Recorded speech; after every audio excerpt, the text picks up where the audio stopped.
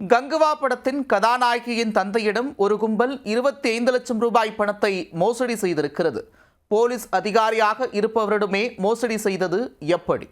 பாலிவுட் சினிமாவில் பிரபல நாயகியான நடிகை திஷா பட்டானி தற்போது சூர்யா நடித்துள்ள கங்குவா திரைப்படத்தில் நடித்துள்ளார்.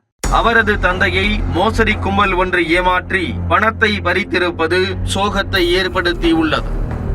நடிகை திஷா பதானியின் தந்தை ஜெகதீஷ் பதானி ஓய்வு பெற்ற துணை கண்காணிப்பாளர். அவருக்கு அரசு ஆணையத்தில் உயர் பதவி தருவதாக கூறி ஒரு மோசடி கும்பல் 25 லட்சத்தை ஆட்டையை போட்டுள்ளது.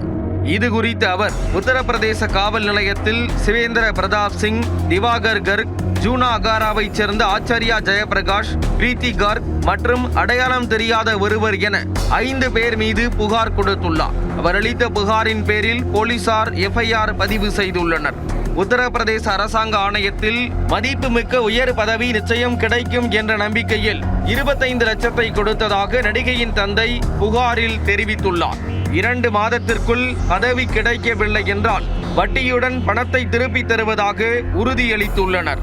ஆனால் பணம் கொடுத்து 3 மாதத்திற்கு மேலாகியும் எந்த ஒரு தகவலும் வரவில்லை. பணத்தை திருப்பி கேட்டபோது அவர்கள் தன்னை மிரட்டி மிகவும் மோசமாக நடந்து கொண்டதாக புகாரில் நடிகை திஷாவின் தந்தை தெரிவித்துள்ளார். அரசியலில் செல்வாக்கு இருப்பதாக சொல்லி இந்த கும்பல் பலரை ஏமாற்றி வருவதாகவும் அவர்களை கைது செய்ய வேண்டும் என்றும் திஷா பதானியின் தந்தை புகார் மனுவில் குறிப்பிட்டுள்ளார். கங்குவா படத்தின் கதாநாயகிக்கு இப்படி ஒரு சோதனையா என்று ரசிகர்கள் கமெண்ட் செய்து வருகிறார்கள்.